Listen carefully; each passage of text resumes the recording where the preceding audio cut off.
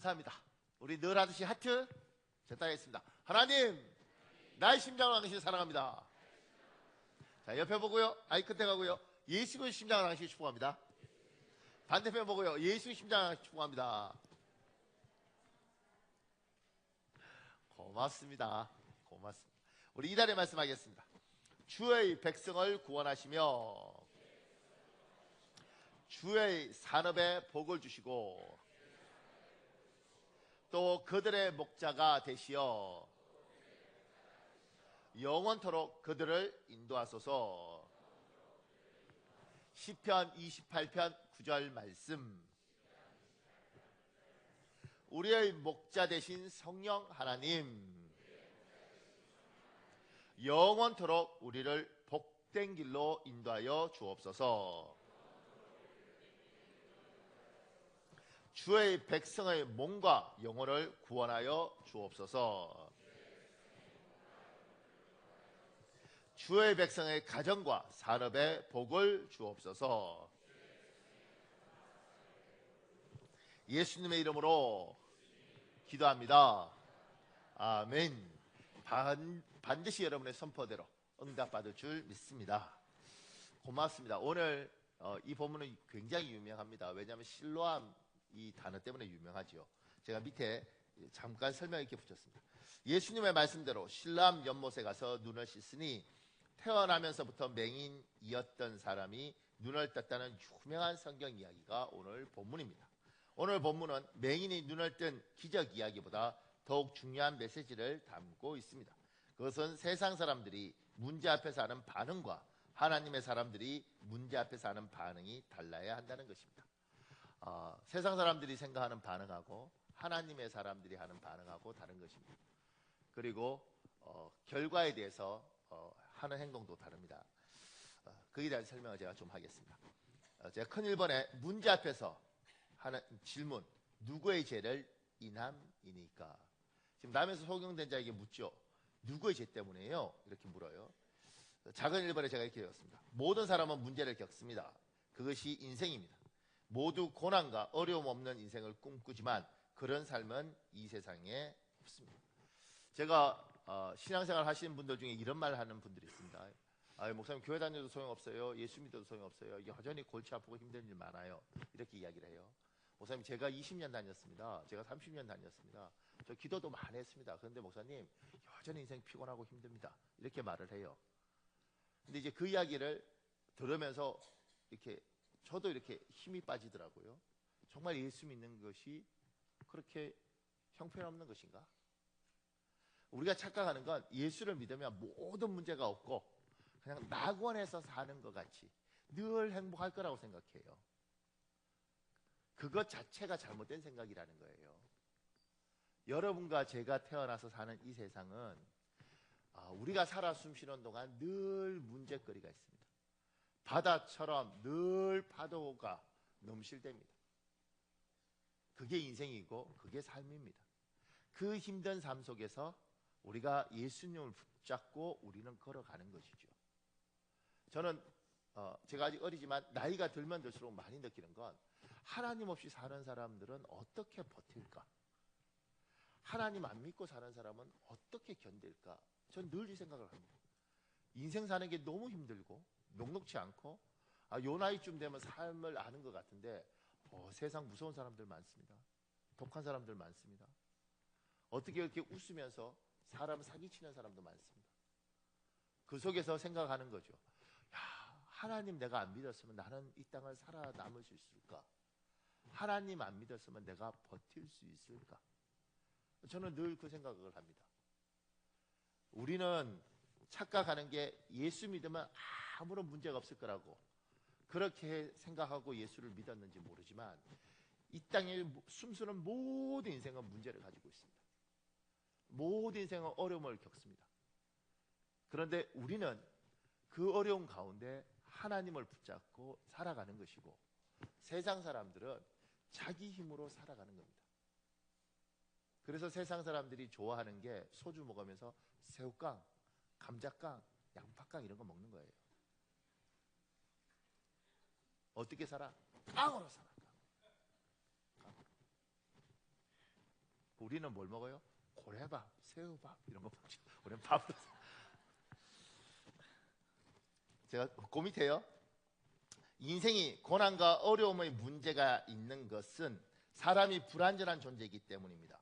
다른 말로 사람이 문제다라고 표현할 수 있습니다.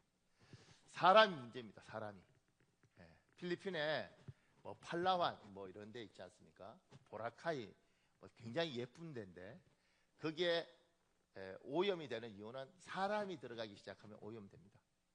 제주도도 뭐 청정해역 뭐 이러다가 중국 사람들 오고 한국 사람들 오고 대만 사람들 오고 이러면서 청정지역 안 되는 거죠. 사람이 지나가면 문제가 생깁니다. 사람이 문제, 사람. 그 일본의 왕실이 있잖아요. 일본의 왕실이 있는데 왕이 있고 그다음에 뭐 왕비도 있고 그러지 않습니까? 그런데 그 일본 왕가가 우리가 무시해서 그렇지 굉장하더라고요. 제가 이렇게 자료 이렇게 일주일 내내 이제 그 일본에 대한 이해력을 좀 가지려고 계속 이렇게 왕실에 대해서 정보를 봤는데 그 영국 왕가는 유명하고 일본 왕가는 우리가 우습게 아는데 굉장합니다. 그리고 굉장히 큰 부자입니다. 그리고 영국의 왕은 그냥 왕이고 근데 일본의 왕은 왕이 아니고 신이더라고. 신. 그러니까 이 사람들이 신이고 일반인들하고는 완전히 다른 존재인 거죠. 그런데 이게 재밌는 게 그런 일본의 왕자가 인왕집사 뭐 이미 결혼해서 다 끝났지만 상상을 그런 일본의 왕자가 집사님한테 프로포즈를 했어. 강도수서 왜 째려봐? 당신은 왕자가 아니잖아. 했어. 그러니까 이제 보통 그러겠지. 상상하면 가야지. 가야지. 왜냐하면 괜찮지 강동수 집사가. 그래도 신데렐라 되는 거잖아요. 그죠? 참 시어머니가 있구나. 미안해요. 내가 분위기 파악을 못했네. 살아 그냥 둘이. 근데 이게요. 일본에 지금 5월달인가요? 일본에 이제 연호가 바뀌고 왕이 바뀌잖아요. 그러니까 전쟁 일으켰던 히로히토 일왕 세상 떠나고 그 다음에 까먹어버렸다. 그 지금 일본 왕, 그 일본 왕이 지금 왕이 됐잖아요. 그리고 이제 히로히토 아리가토 아니야. 아니야. 하여튼간 무슨 또인데 그 다음에 이제 그 밑에 이번에 나루히토 이 사람이 이제 왕이 되거든요. 근데 요 그 두 번째 아키히토 왕이 지금 왕인데 이제 왕제 물려줘요. 근데 이 사람이 그 평민인 미치코라는 사람한테 테니스장에서 반해서 프로포즈를 합니다. 그래서 원래 왕족은 왕족끼리 결혼해야 되는데 평민하고 결혼한 거죠. 영국처럼. 그러면서 이 미치코 왕후가 아주 예쁘고 뭐 그래서 이제 뭐 신데렐라 그러고 평민이 이제 황후가 됐으니까 일본에 난리가 났어요. 사람도 그렇게 예쁘고 그렇다고 일본 사람들이 너무너무 사랑하는 왕비예요. 그런데 그러면 이제 사람들이 생각할 때 저 인생은 얼마나 복을 받았을까. 왕비가 됐네. 신데렐라네. 이렇게 생각하잖아요. 제가 이 쭉 자료를 보다가 놀란 게 59살 때 이 시어머니가 살아있었어요. 고준 황후가. 근데 시어머니가 시집살이를 얼마나 독하게 시켰는지 84인가 이분 돌아가셨나. 그런데 그 살아있을 때와 얼마나 시켰는지 왕비인데 59살에 실어증이 걸려요. 실어증이. 스트레스 때문에. 그러니까 바깥에서 볼 때는 저기는 신이고 그리고 엄청 부자고 그중에 이 평민이 저기에 신의 대열에 들어갔고 왕비가 됐는데 시집살이가 너무 힘들어서 실어증이 걸려. 그러니까 강동수하고는 살아. 실어증이 걸려. 실어증. 왜냐하면 너무 압박이 심해서. 왜냐하면 제가 보니까 왜 그랬냐 이렇게 찾아보니까 왕족끼리 결혼해야 되는데 평민하고 결혼했으니까 이 고준 왕후는 이 사람은 원래 왕족이더라고요. 그러니까 평민이 너무 싫은 거예요. 우리가 저런 거한테. 그래서 애가 태어났는데 이 미치코 왕후가 아기를 낳았는데 그 나루히토 왕세자를 야단을 치면 시어머니가 그랬대요. 어디 평민 주제에 왕족을 야단치냐고. 그러니까 엄마가 아들 야단치는데 그렇게 한 거예요. 그러니까 실효증을 걸려버린 거죠. 그러니까 사람끼리 있는 데는 뭐 엄청 부자고 뭐 대단하고 뭐 그래도 이 인간이 문제라서 인간들끼리 살 때는 이게 있는 거예요.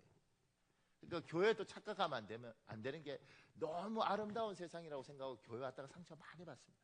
인간들끼리는 다 문제가 있고 인간들끼리는 다 부딪히면서 사는 겁니다. 제가 그 밑에요. 사람이 문제다라고 하면 문제가 끝나지 않습니다. 사람인 내가 문제다라고 인식하는 것이 중요합니다. 나의 부족을 인정하고 나를 평생 애써하면서 살아야 한다는 인식이 중요합니다. 우리 누가복음 5장 8절에 있습니다. 여러분 읽으십시오. 시작.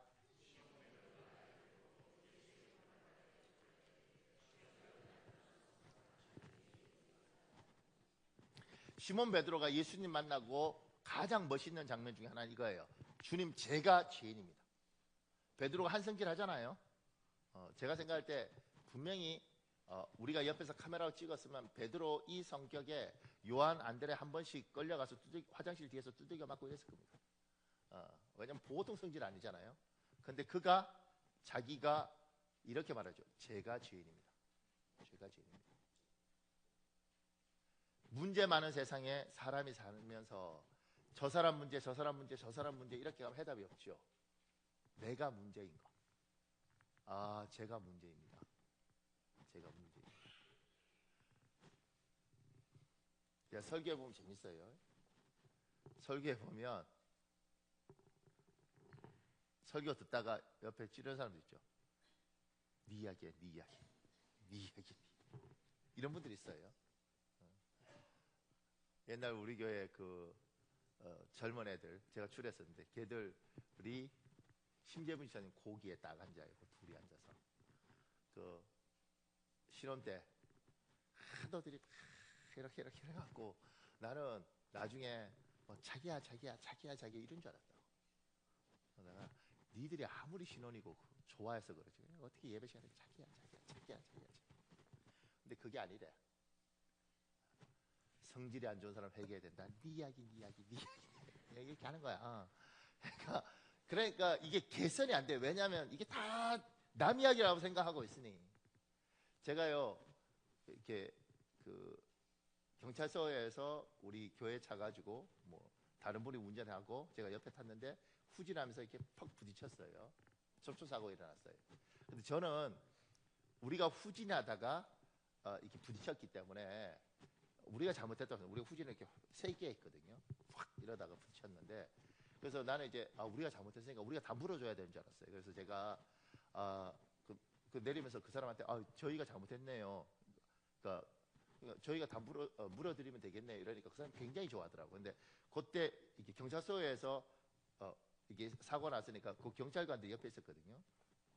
근데 저한테 한 분이 목사님 가만히 있으라고. 제가 경목위원이니까 가만히 있으라고. 목사님 교통사고는 다 쌍방입니다. 쌍방. 그러니까 목사님 가만히 있으세요. 그런 말 하시는 거 아닙니다. 그러더라고요. 그때 알았어요. 교통사고는 가만히 있어야 돼. 제가 책임지겠습니다. 이러면 하면 나 그냥 너무 착했지. 그러니까 가만히 있어야 되더라고요. 그러면 모든 교통사고는 차가 움직인 상태에서 일방적인 게 없더라고요. 여기가 10을 잘못했든 20을 잘못했든 여기가 80을 잘못했든 다 쌍방이에요. 사람과의 관계가 똑같더라고요. 다 쌍방이에요. 여기도 문제 있고 여기도 문제 있으면 저 사람이 80이 있든 없든 80이 있든 말든 내가 20 잘못했잖아. 저쪽이 90을 잘했든 말든 내가 10을 잘못했잖아. 그러면 내 잘못을 인정하고 내 건 고쳐야 되는 거지. 이 사람이 90이니까 너 죽일 놈 이게 아니고 나도 잘못했잖아. 아들하고 싸워본 적 있어요? 갑자기 상유하고 집사님 김광훈 집사님 이렇게 싸워? 안 싸워요? 일방적으로 애들이 요새는 덤비잖아. 아빠보다 크지? 그러니까 봐요. 아들 둘인데 애들이 성격이 괜찮아서 안 싸울 것 같지만 일단 싸웠어. 그럼 우리가 생각하잖아요. 아빠는 잘하고 아들은 잘못하고. 그거 아니고 무조건 여기가 90이든 말든 내가 10이 있는 거예요. 왜냐하면 아들 성격 잘 보고 건드려야 된다고. 저놈은 잠잘 때 건드리면 안 되는 놈은 건드리면 안 돼. 밥 먹을 때 건드리면 안 되는 놈은 건드리면 안 돼. 그러니까 무조건 우리 부부싸움이든 뭐든 간에 다 내가 해야 될 역할이 있는 거예요. 그러면 살아가면서 문제가 있으면 내 걸 탓하라고 할 거예요.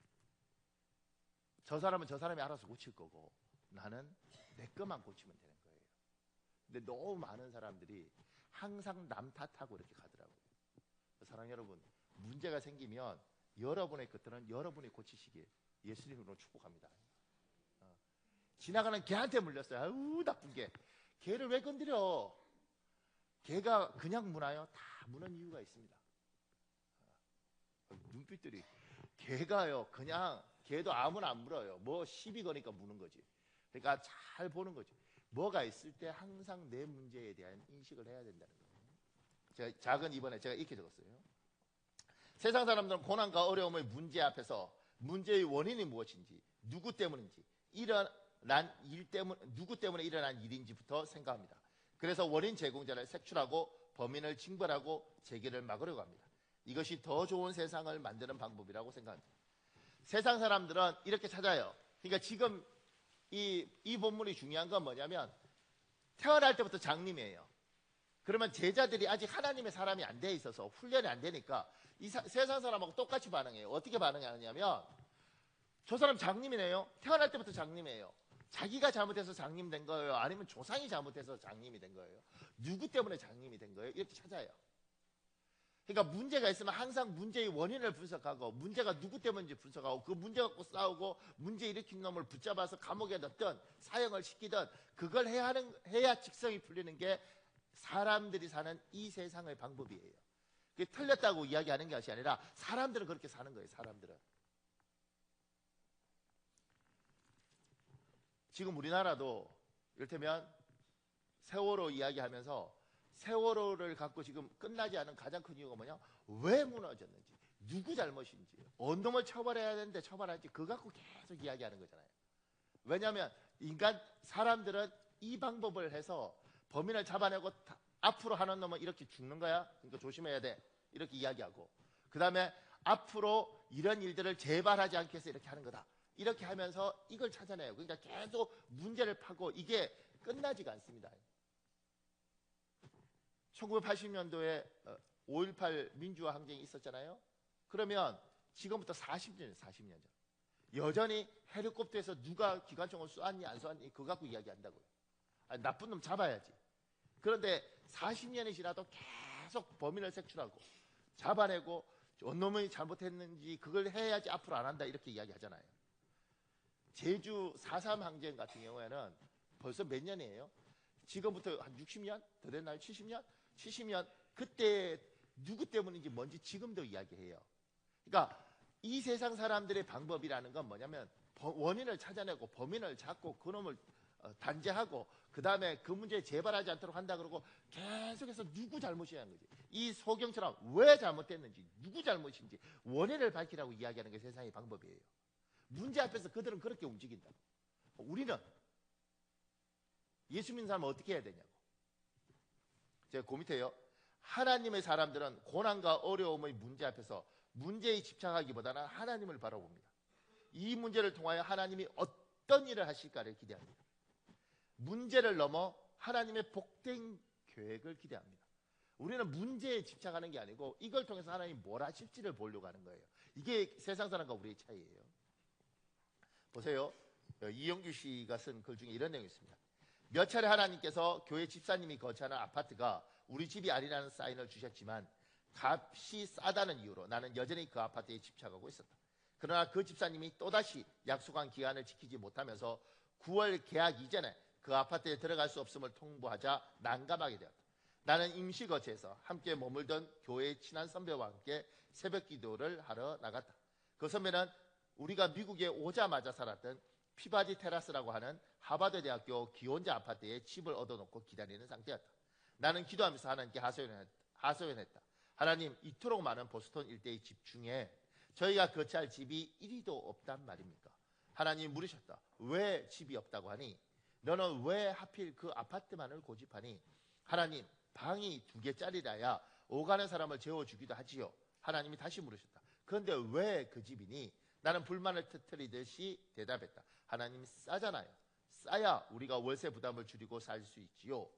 너는 지금까지 지낸 것이 나의 은혜 때문이라고 말로는 고백하면서 미래의 재정에 대해서는 여전히 내려놓지 못하고 있구나. 하나님의 말씀이 내 마음 깊숙한 곳에 울렸다. 내 마음에 집을 결정하면서 충분히 기도하지 않고 믿음으로 구하지 않았다는 자책이 일었다. 그래서 대답했다. 하나님, 실은 학교 아파트인 피바디 테라스에 다시 들어가고 싶은 것이 사실이에요.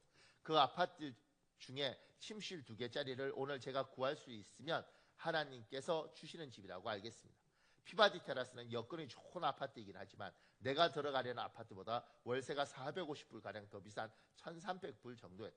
게다가 입주 경쟁도 치열했고 이미 신청 기간이 끝난 상태였다. 한 가지 유일하게 학교 아파트를 구할 수 있는 방법이 있었다. 갑자기 떠나야 하는 사람들이 아파트 1년 계약을 중간에 취소하는 경우가 있는데 이 경우 학교 아파트 관리사무소에 공고가 난다.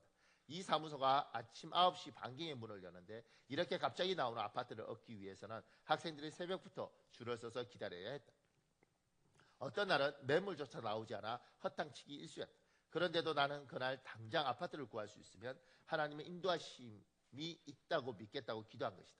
기도회가 끝난 시간은 오전 7시경이었다. 나와서면 곧바로 아파트 사무실로 향했다. 도착해보니 그날따라 비가 오고 추워서인지 사람들이 많지 않았다. 신기하게도 내가 줄을 서자마자 뒤이어 사람들이 내 뒤로 줄지어 섰다. 단 몇 분 간격으로 내가 1등이 된 것이다. 그날 침실 2개짜리 피바디 테라스 아파트가 나왔다. 나는 값을 보지도 않고 바로 계약했다. 다음날 기도하는데 하나님께서 그 아파트 단지를 리본으로 묶으시는 환상을 보았다. 하나님께서 그곳을 복음의띠로 묶으시는 것이었다. 그 아파트에 들어가고 나서 그곳이 황금어장이라는 것을 알았다. 하나님께서는 많은 한국 유학생들을 하나님께 돌아오기 위해 우리 가정을 그 아파트 단지에 세우기 원하셨던 것이다. 내가 집을 고를 때 나의 관심은 싼 집이었다. 하지만 하나님의 관심은 다른 데 있으셨다. 하나님께서는 우리가 바라던 것보다 더 좋은 집을 우리를 위해 예비하시고 그곳을 우리가 믿음으로 찾기를 원하셨다. 나는 사역을 위해 집을 얻는 것에 대한 개념이 없었지만 하나님은 나의 가정이 머무는 공간이 하나님 나라를 위해서 사용되기를 원하셨다. 보세요. 이 사람이 하버드에 유학 가서 집을 구하는데 싼 집만 생각하는 거죠. 안 돼요. 문제가 발생한 거예요. 그 문제를 발생하니까 이것만 어떻게든 풀려고 노력하는 거죠. 싼 집. 그런데 그 문제 너머에 하나님 계획이 있는 거죠. 하나님의 계획은 이 사람에게 하버드 기숙사에 들어가서 한국에 오는 유학생들한테 그 사람들을 잘 섬겨서 예수를 믿게 하고 그들이 당할 때마다 그들을 위로하면서 그 일들을 하길 원하시는 거예요. 그러니까 문제가 있을 때 이 문제에 대해서 끊임없이 집중하고 원인을 밝히고 어떤 놈을 죽여야 될지 찾는 거하고 이 문제 속에서 하나님의 계획이 무엇인지 이걸 통해서 하나님이 뭘 할지를 보는 거하고는 다르다는 거예요. 여러분 앞에 어떤 문제들이 있으면 그 문제에 대해서 원인과 그리고 세상 사람들처럼 어느 놈이 잘못한 거야, 뭐가 문제야, 이렇게 찾는 것이 아니고 하나님, 이 길이 막혔는데 이걸 통해서 뭘 하려고 그러십니까? 나에게 뭘 원하십니까? 하나님의 계획이 무엇입니까? 그렇게 하나님의 계획을 묵상해야 된다는 것입니다. 이런 걸 묵상할 수 있는 능력을 하나님이 우리에게 주시길 예수님 이름으로 축복합니다. 근데 여기서 이제 제가 밑에 얘기해줬습니다. 여기서 오해하시면 안 될 것이 있습니다. 하나님의 복된 계획이 있기 때문에 인간의 고난에 대하여 하나님이 즐거워하시고 일부러 그런 고난을 계획해 놓으셨다는 것은 오해입니다. 이건 설명이 좀 필요합니다. 우리가 하나님의 이렇게 무슨 일이 있을 때 이 일들을 통해서 일하시는 하나님을 자꾸 생각하면서 이렇게 생각하는 거예요. 아, 하나님은 모든 걸 계획 가지고 일하시구나. 우리 인생을 그렇게 이끌어 가시구나. 그러면 일어나는 모든 일들이 하나님의 계획이구나. 이렇게 생각을 해요. 질문해 볼까요? 김광우 지사님. 2차 세계대전 때 미국이 일본 히로시마와 나가사키에 원자폭탄을 떨어뜨렸어요. 하나님의 계획? 누군 그러죠? 그 덕분에 우리가 해방됐잖아. 하나님의 놀라운 섭리였어요.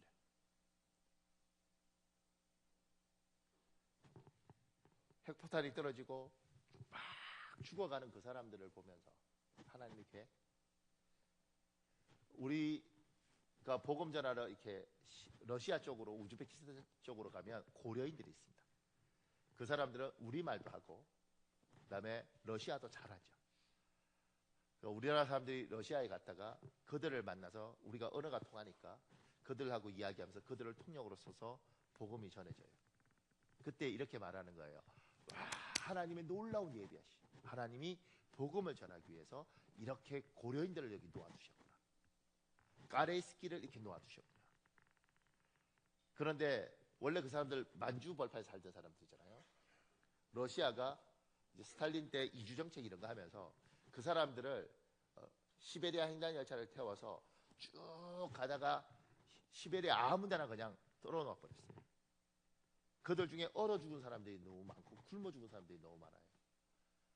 같은 민족인데, 그죠? 우리 그들이 살아남기 위해서 그 얼어붙은 땅을 손으로 파고 그 땅에 들어가서 시체를 위에 덮고 그러면서 추위를 버텼다는 거예요. 우리가 그걸 보면서 하나님의 뜻이구나, 이러려고 하나님이 하셨구나, 이렇게 말을 해도 될까요? 그럼 그들이 와, 이렇게 하겠어요? 우리 기독교인들 중에 총리 지명받았던 분이 그런 이야기를 한 거죠. 일본이 우리를 이렇게 지배한 건 하나님의 놀라운 계획과 섭리였다. 그러니까 모든 것이 하나님의 계획과 하나님 뜻, 이렇게 가니까 제대로 못 보게 되는 거예요. 사람의 속성이 있습니다. 여러분과 저는 이기적이고 탐욕적입니다. 이기적이고 탐욕적인 인간들끼리 전쟁을 해요. 그 전쟁에 이기기 위해서 핵폭탄을 만들고 나가사키의 히로시마에 떨어뜨렸습니다. 인간이 탐욕이 저지른 짓이에요. 그것 때문에 지금도 나가사키 가면 우리는, 제가 나가사키를 그냥 핵폭탄만 생각하는데 어느 날 보니까 짬뽕을 먹다 보니까 나가사키 짬뽕 이렇게 들어요. 이 나가사키 짬뽕과 핵폭탄 떨어진 나가사키하고 같은 나가사키인데 이게 연결이 안 됐어요. 그러니까 우리가 나가사키 짬뽕을 먹을 때는 사실 엄청난 눈물이 흘리는 거죠. 그러니까 이제 나가사키 가면 그 핵탄두 실제 크기로 이렇게 만들어 놓은 박물관들이 있어요. 이게 떨어져서 여기가, 그 떨어진 곳은 공원으로 만들어 놨어요. 탐욕적인 인간의 이기적인 것들이 그 떨어져서 너무 많은 사람이 죽을 때 하나님께서 내 뜻이야 이렇게 하셨겠어요? 우리가 이상한 짓들을 했어. 그런데 하나님이 그걸 놓아주시면서 우리에게 그걸 통해서 일하시는 거죠. 뭐라는 거예요? 그때 이후에 핵탄두를 못 쏘는 거잖아요. 연습은 해도. 왜냐하면 떨어지는 순간 다 죽는 거예요. 파키스탄 같은 나라가, 우리가 생각할 때 파키스탄이 어디 붙은지도 모르지만 그런 나라도 핵탄두 갖고 있어요. 쏘면 다 죽는 거예요. 인도 같은 경우도 있잖아요. 그냥 쏘면 다 죽는 거예요. 핵을 사용하면 안 된다는 것들, 그 하나님께서 인간의 이 탐욕 속에서 놓아주시고 그걸 통해서 핵은 사용하면 안 되는 것이라는 생각들을 우리에게 이렇게 풀어놓으시는 거죠. 가레스키들이 그렇게, 고려인들이 그렇게 얼어 죽어갔던 그들을 하나님이 너무너무 마음 아프고, 그게 뭐 스탈린의 그 나쁜 생각들, 불안한 생각들 때문에 한 거잖아요. 그럼에도 불구하고 그걸 복음을 위해서 그 나쁜 것들을 선하게 쓰는 것이죠. 그래서 제가 밑에 이렇게 적은 거죠. 하나님은 모난 인간의 성품과 이기적인 계획 때문에 일어나는 여러 만행 속에서도 하나님이 긍휼을 베푸시고 인자를 다하셔서 진흙덩이 속에서 예쁜 꽃을 피우시는 일을 하십니다. 이것을 우리는 은혜라고 부릅니다. 하나님이 인간의 탐욕 속에서 그 가운데도 하나님이 일을 하시는 거예요. 이를테면 지금 이렇게 삼성 같은 이렇게 대기업에서 이제 직원들 쫓아내잖아요. 돈이 없어서 쫓아내는 게 아니고 돈은 많잖아요. 근데 앞으로 자기들이 잘 살기 위해서 20년 충성한 사람 쫓아내고 30년 충성한 사람 쫓아내잖아요. 이건 인간의 탐욕이 만들어내는 거예요. 더 잘 먹고 잘 살기 위해서. 그러면 그 쫓겨나는, 어쩌면 그리스도인, 기독교인들에게 하나님 살아계신데 왜 저에게 이러십니까? 하나님이 하신 게 아니고 인간들이 한 거죠. 인간들이. 그 가운데 하나님은 눈물 흘리면서 누구는 구제하시고 누구는 때로는 하나님 놓아주세요. 왜요? 그걸 통해서 이들이 겸손해지고 자기들이 그동안 감사할 줄 몰랐을 때 얼마나 많은 걸 가졌는지를 하나님 가르쳐 주시기도 하고, 또 하나님께서 어차피 100년 살아야 되는데 이 사람에게 평생 잊지도 못할 곳인데 여기를 통해서 다시 제2의 인생을 살게도 하시죠. 하나님은 인간의 이 악랄함과 이기적이고 탐욕적인 그 가운데 하나님이 은혜를 베풀어서 긍휼을 베풀어 가는 거예요. 그러니 지금 태어나자마자 소경을 보면서 누구 죄냐고 아무 해답 없어요. 그래서 뭐 어떻게 하겠다고. 그런데 이걸 통해서 하나님이 뭘 하실 것인가? 예수님 말하죠. 하나님의 영광을 드러내려고 그러신다. 저 집사님 회사에 잘렸어요. 누구 잘못이에요? 왜 그런 거예요? 그동안 깨어나서 그런 거예요? 나태해서 그런 거예요? 아무 해답 없어. 어차피 끝난 건데. 이걸 통해서 하나님이 영광을 드러내려고 하시는 것이다. 그러면 그 속에서 하나님이 하실 허락하셨으면 일이 있는 거예요. 우리의 탐욕과 우리의 이기 속에서 이기심 속에서 일어난 일에 대해서 하나님이 자기가 하실 일들이 있는 겁니다.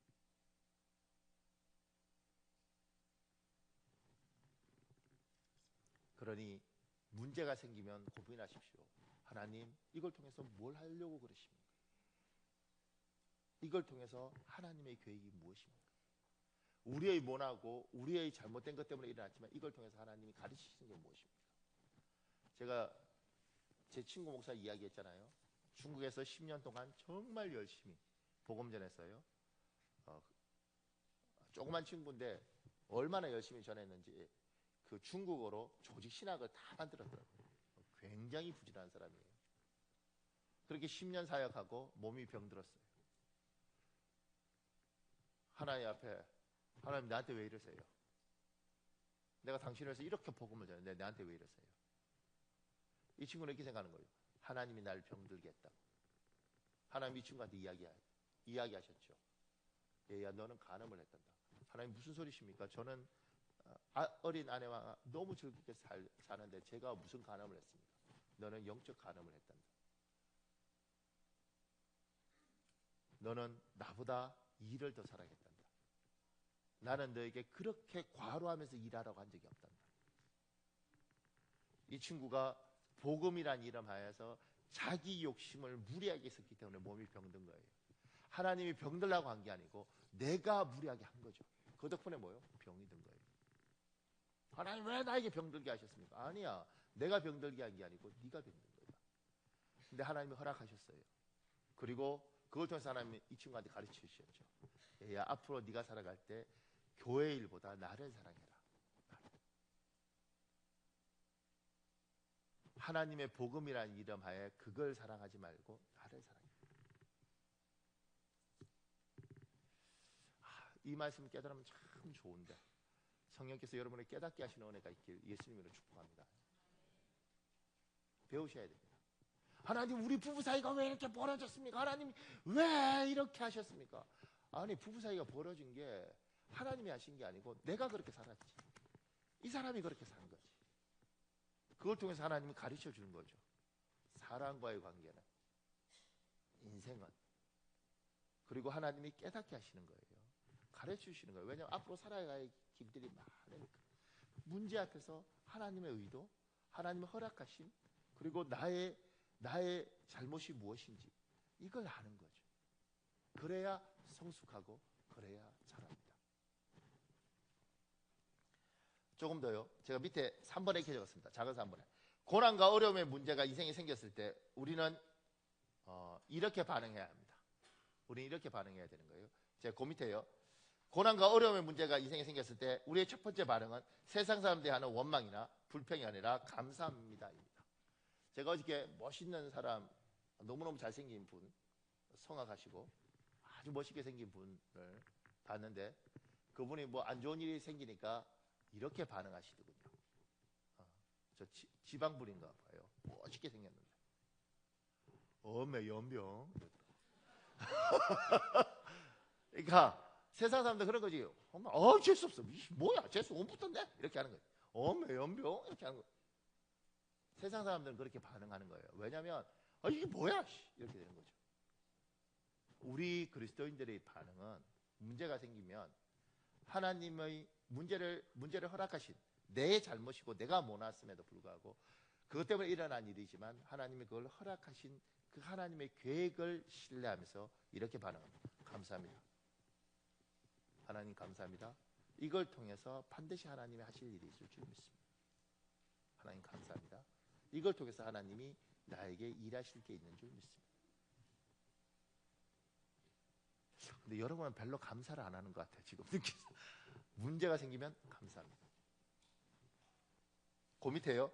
고난과 어려움의 문제가 인생에 생겼을 때 우리의 두 번째 반응은 나의 소원을 하나님께 아뢰는 것입니다. 하나님이 알아서 해주시겠지라는 막연한 기대보다 믿음을 가지고 하나님께 적극적으로 기도하는 것입니다. 문제가 생겼을 때 여러분과 제가 해야 될 분명한 것은 뭐 알아서 하겠지. 하나님 뜻이 있다며. 목사님 맨날 그러잖아. 뭐 하나님 알아서 하겠지. 이거는 나태함에 대한 핑계예요. 하나님 일을 하나님이 하고 우리 일을 우리가 하는 겁니다. 우리는 기도하는 거죠. 문제를 두고 기도하는 거예요. 근데 어떻게 기도해야 되냐면 그 밑에요. 기도는 혼자 할 수도 있습니다. 그러나 소원을 가지고 하는 기도는 혼자 하는 것보다 함께 하는 것이 성경적입니다. 우리 마태복음 18장 19절에 있습니다. 여러분 읽으십시오. 시작.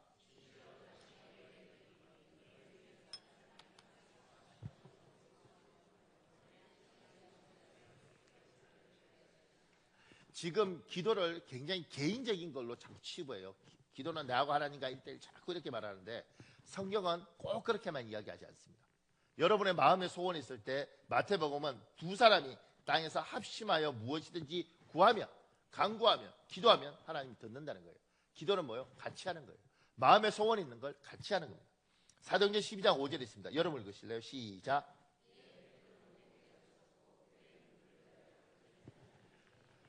하나님이 여러분과 저를 모으셨습니다. 왜 모으셨냐면 함께 신앙생활 하라고 모으셨고 문제가 있으면 같이 기도하라고 모으셨습니다. 제가 밑에 찰스 스펄전이 한 말 중에 이런 내용이 있더라고요. 찰스 스펄전은 합심된 기도의 누적된 능력은 아주 강력하다고 말씀합니다. 만약 한 사람의 야곱이 천사와 겨루어 이길 수 있다면 두 사람이 할 수 있는 것은 무엇일까? 같은 싸움에서 두 사람이 힘을 합칠 때 어떠한 승리가 올 것인가? 너희 중 한 사람이 천을 쫓고 두 사람이 만을 쫓을지니라. 합심된 강구에 누적된 능력이 있어서 둘의 힘을 2배로 하는 것이 아니라 10배로 증가시킬 수 있는 것이다. 하나님께서 우리에게 기도의 동반자를 주시기를 기도하노라. 사랑하는 여러분, 교회는 하나님 왜 모으셨냐면 같이 기도하라고 모으셨습니다. 그러니 여러분의 문제가 있으면 목장원들하고 오픈하는 겁니다. 집사님 날 위해서 기도해줘. 집사님 날 위해서 기도해줘. 교구는 교구끼리 공유하는 겁니다. 집사님 날 위해서 기도해줘. 여러분 마음을 오픈하지 않잖아요. 그러니까 이제 사람마다 상처가 있고 프라이버시가 있을 수도 있고 내가 꺼내놓기 싫은 게 있을 수 있습니다. 그럼 안 꺼내놓으면 됩니다. 근데 하나님이 교회를 모아두신 여러분과 저를 이렇게 모아주신 건 함께 신앙생활 하라는 거예요. 같이 가라는 겁니다. 그래서 기도 부탁을 하는 거죠. 집사님 날 위해서 기도해 주세요. 권사님 저를 위해서 기도해 주십시오. 그리고 기도 부탁을 받은 사람은 이 사람이 내한테 요청했으니까 내가 떠벌리지 않고 나는 그를 위해서 기도해 주는 거죠. 이게 교회예요. 그러니까 우리 교회는 여집사 제도가 있잖아요. 여자 집사는 여자 안수집사예요. 그리고 권사도 있고 남자 안수집사도 있고 장로님도 있잖아요. 그러니까 문제가 있으면 기도 부탁을 하는 거예요. 기도 부탁을. 김주현 집사님 기도 부탁을 해봤어? 안수집사님들한테? 집사님 저 위해서 좀 기도해 주십시오. 집사님 누가 고치냐 안수집사 중에? 말 잘해야지. 하여튼간 만만한 이시동 집사가 이시동 집사한테 집사님 우리가 지금 이번에 집을 샀는데 생각보다 대출이 있는데 기도해 주십시오. 그러면 우리는 어떻게 든지 아세요? 돈 달라는 이야기야? 뭐 이렇게 들어. 그러니까 순수하게 안 들어. 그러니까 이제 이 기도 부탁이 문제가 있는 거예요. 순수하게 집사님 안수 집사님이고 뭐 옛날에 우리 목자고 날 위해서 기도해 주십시오. 우리 집을 위해서 기도해 주십시오. 이게 하나님은 교회는 기도 공동체라고요. 그걸 해놓은 거예요. 그냥 기도 부탁 받고 떠들면 안 되고 부탁을 하는 거죠. 그리고 그 다음에 김정희 집사님 어떻게 해야 돼? 일이 잘 안 풀려. 이시점 집사를 불러야지. 집사님 요새 기도하고 있습니까? 이시점 집사님이 그렇게 내가 왜 집사님에서 기도해야 돼? 당신은 안수 집사고 나는 서리 집사인데 그럼 안수 집사를 떼든가 같은 서류로 살든가. 그러니까 장로님들한테도 기도 부탁을 하는 거예요.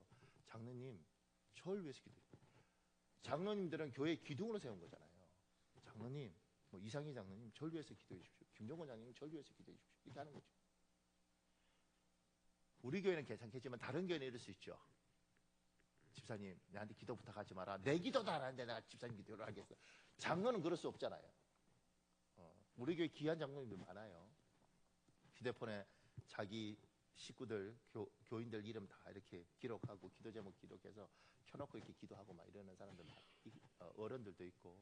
그다음에 이번에 누가 몸이 좀 많이 안 좋았는데 그 이야기 하니까 누구는 밥 먹다가 그냥 숟가락 놓고 와서 교회 와서 기도하고 이러더라고요. 제가 참 고맙더라고요. 아, 우리 교회는 그래 서로 안에 기도해 주는 교회구나. 챙겨주는 교회구나. 왜냐하면 요 정도 사이즈는 그래도 많이들 서로 도와줄 수 있는 거잖아요. 그러니까 문제가 생기면 그 문제에 대해서 하나님 알아서 하시겠지. 그건 하나님이 하실 일이고 우리는 기도 부탁을 하는 거예요. 집사님 날 위해서 좀 기도해 주세요. 내가 기도가 필요해요. 그리고 우리 부부한테도 이야기하죠. 목사님 기도해 주십시오. 그러니까 여러분은 어떨지 생각할지 모르지만 하도 이제 목사님이 이렇게 많은데 어떻게 다 기도합니다. 그러니까 제가 정 안 돼서 제 목양실은 포스트잇으로 이렇게 붙여놨어요. 이렇게 문 열고 나갈 때. 왜냐하면 생각할 게 너무 많으니까 자꾸 까먹더라고요. 나갈 때 보고 들어와서 문 닫을 때 보고 기도합니다. 교회 이렇게 수요 예배 때는 여러분 앞에 앉아 있으면 제가 뒤에 앉잖아요. 제일 뒤에 앉아서 여러분 뒤통수 보고 설교 들으면서 계속 기도합니다. 이렇게. 애들 이름까지 다 이렇게. 왜냐하면 그 외에 우리 목사가 할 수 있는 일이 없잖아요. 그러면서 가는 거죠. 교회는 기도 공동체이고 이게요. 여러분들이 김광훈 집사님은 그래도 집에 자주 내려가잖아요. 그죠? 1년에 몇 번 가요? 한 10번 가나? 10번 못 가? 7번, 8번. 그러니까 경산? 대구? 구미? 미안합니다. 이거 중요한 거예요. 왜냐하면 촌 사람들끼리 대구 사람들이 구미, 경산을 무시하더라고. 서울에서 보면 다 촌인데 아유 대구 사람들 프라이드가 아이 경산이 어디 뭐 이러고 구미 어디고 구미 가잖아요. 근데 이제 사촌들 뭐 이렇게 1년에 7번 간다고 그죠. 우리가요 제대로 예배 나오면 1년에 52번은 최소한 만나. 그 다음에 같은 아파트 살고 옆에서 살고 하면 수시로 연락하고 뭐 있으면 경조사 우리가 다 쫓아다니잖아요. 사실은 멀리 있는 친척보다 우리가 가깝죠. 전 1년에 한 번도 고향 안 내려가는데 우리 사촌 형들보다 여러분을 훨씬 많이 만나요. 그러니까 교회가 하나님이 모아주신 교회, 이 교회를 워낙 사단이 찢어놓고 인간들끼리 여러 가지 갈라져서 그렇지 같이 기도하는 겁니다. 집사님 나 좀 위해서 기도해줘야 돼. 집사님 나 좀 위해서 기도해줘야 돼. 집사님 우리 청년 재회 위해서 기도해야 돼. 그래야 되는 거예요. 그게 하나님이 주신 큰 힘이고 성경이 분명히 이야기해요. 두세 사람이 합심하여 내 이름으로 기도하며 교회가 기도하며. 사랑하는 여러분 서로를 위해서 기도하는 교회 되시길 예수님 이름으로 축복합니다. 제가 그 밑에 이렇게 적었죠. 교회는 기도하는 공동체입니다. 서로의 문제를 나누고 서로 기도 부탁을 하는 것은 아주 복음적인 행위입니다. 하나님이 기뻐하시는 신앙 행위입니다. 이사야서 56장 7절 있습니다. 여러분 읽으십시오. 시작.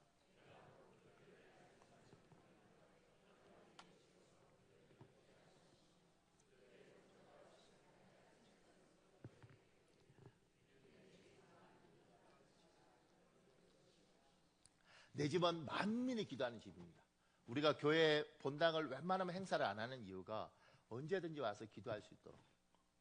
그러니까 낮이든 저녁이든 시간 내서 와서 기도할 수 있을 때 기도하셔야 됩니다. 기도 부탁을 받으면 기도하셔야 됩니다. 제가 그 밑에 2번에 실로암은 보냄을 받았다는 뜻입니다. 여기에 대한 설명을 좀 더 하기 전에 우리 요새 젊은 사람들이 이 찬양 모를 수도 있어요. 그죠? 옛날 실로암 찬양이 있는데 우리 찬양하고 설교를 설교를 조금 더 하겠습니다. 태어나면서부터 맹인된 이 사람에게 주께서 실로암에 가서 눈을 씻으라 그래요. 그리고 진짜 씻었고 눈이 떠졌어요. 기적이 일어난 거죠. 제가 밑에 이렇게 적었습니다. 실로암 연못에서 눈을 씻고 다시 보게 된 맹인은 자신이 어떻게 고침받았는지 자기 주위 사람들에게 말합니다. 그 밑에요. 하나님께 도움을 받은 사람은 나를 도우신 하나님을 자랑해야 합니다. 이것은 은혜 받은 사람의 의무입니다. 이것을 우리는 간증이라고 부릅니다. 누가복음 19장 40절에 있습니다. 여러분 읽어볼래요? 시작.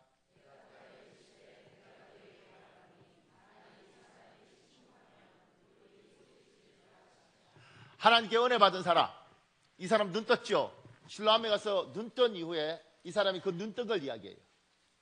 우리들 중에도 하나님 앞에 은혜 받은 사람들이 있습니다. 하나님의 도움을 받은 사람들이 있습니다. 근데 입을 다물어요. 말을 하지 않아요. 뭐라고 이야기하냐면 여기 그렇게 이야기하잖아요. 사람이 침묵하면 돌들이 소리를 지를 것이다.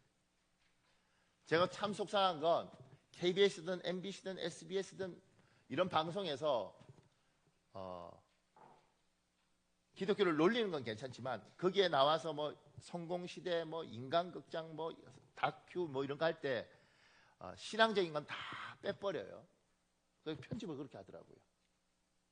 신앙을 빼면 그 사람이 이야기할 수 없는데, 신앙을 빼면 그 사람들에 대해서 말할 게 없는데 다 빼고 이야기를 해요. 제가 너무 놀랐죠. 저번에 인간극장에 연세대 철학가 김영석 교수 100세 되셨잖아요. 나오셨는데 그분하고 신앙하고는 뗄 수 없는데 그걸 편집을 정말 잘해서 그냥 보면 그냥 교수님인가 보다 이렇게만 보이더라고요. 그 사람은 삶이 하나님이거든요. 나의 예수 이렇게 글었었어요. 그러니까 세상이 우리가 하나님을 자랑하는 걸 입을 다물게 하는 거죠. 근데 세상이 다물게 하더라도 여러분과 나는 이야기를 해야 되는 거죠. 우리가 침묵하면 돌들이 소리를 지르는 겁니다. 하나님이 네가 돌보다 못하면 안 되지 않겠냐. 여러분이 만난 하나님에 대해서 여러분이 이야기하셔야 됩니다. 하나님이 주신 은혜를 이야기하셔야 됩니다. 목사님 그런 이야기하면요 저 집사님이 질투하고요, 저 집사님 넌 잘났겠다 좋겠다 그래서 너무 힘들게 해요. 제가 보면 복을 받는 사람과 복을 못 받는 사람은 태도가 굉장히 중요한데요. 어떤 집사가 하나님에 대해서 자랑을 하고 우리를 축복하신 그 하나님에 대한 이야기를 할 때 집사님 잘난 체 하네? 아이고 참 그러다 나중에 안 되면 어떡하려고 그래. 그 사람은 그 대가를 치를 겁니다.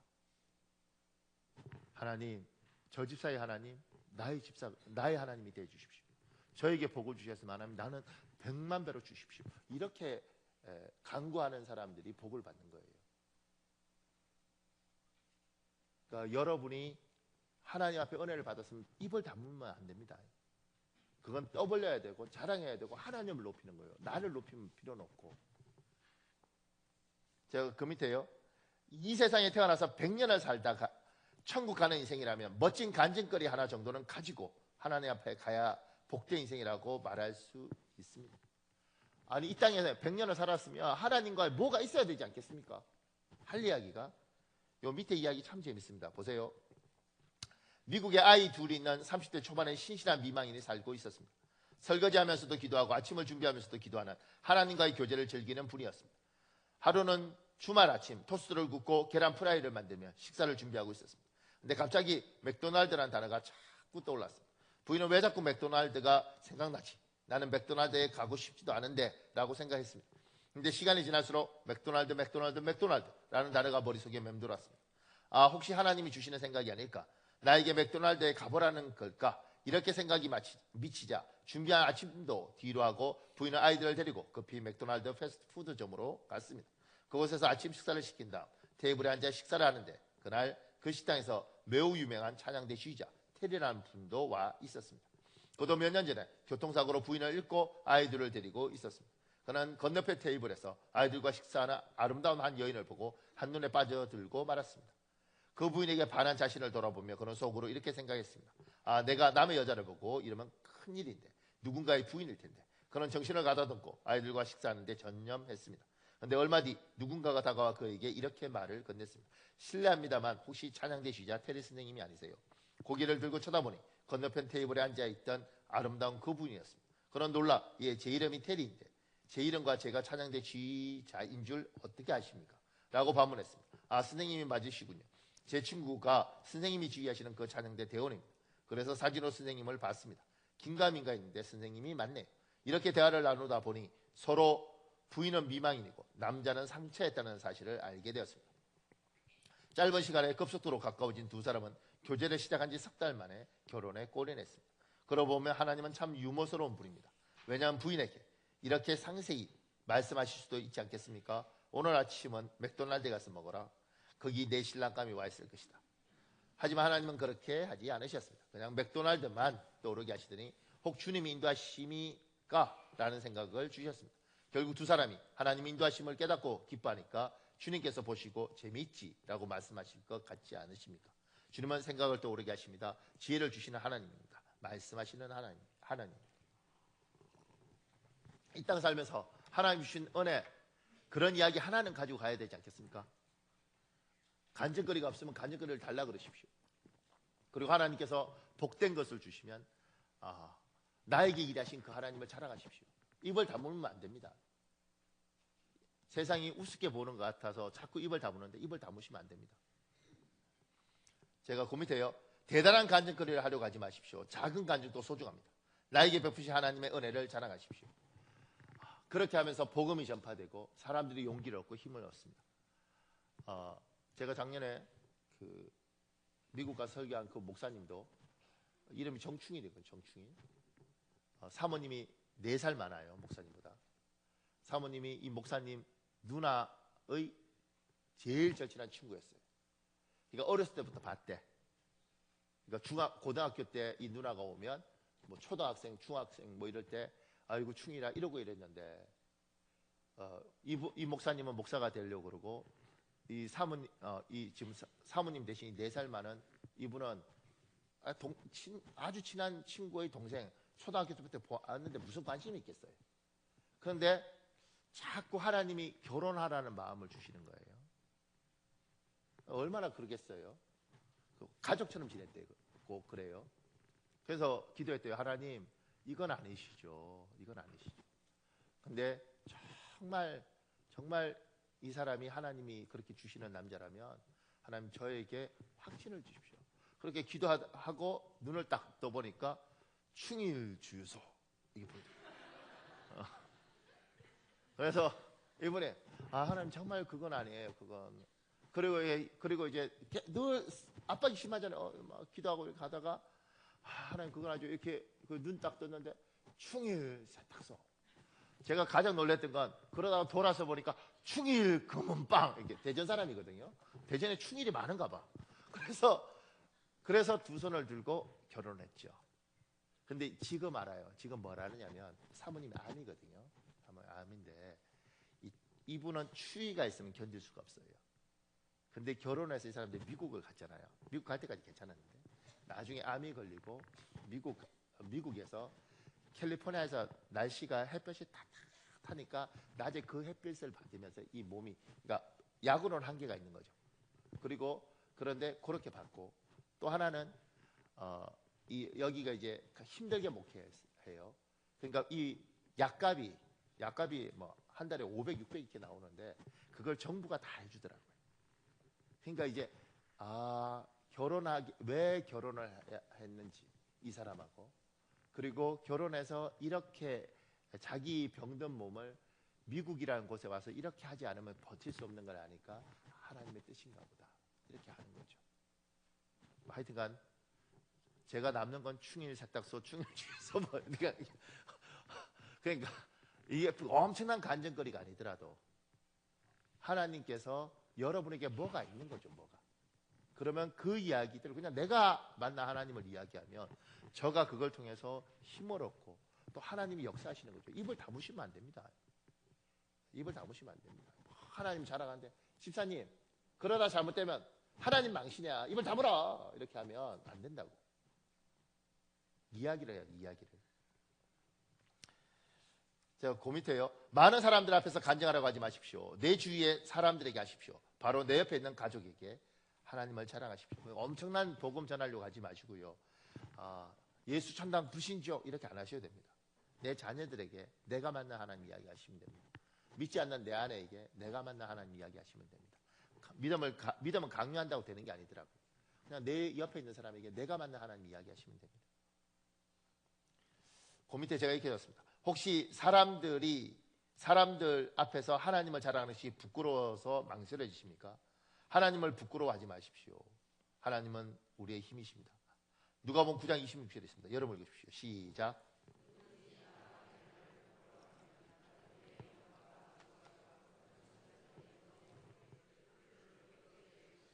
하나님을 부끄러워하시면 안 됩니다. 하나님 이야기하십니다. 네가 날 부끄러워하면 나도 널 부끄러워할 것이다. 이렇게 이야기하셨습니다. 하나님에서는 당당하셔야 됩니다. 당당하셔야 됩니다. 이사야서 12장 2절도 있습니다. 여러분 읽으십시오. 시작.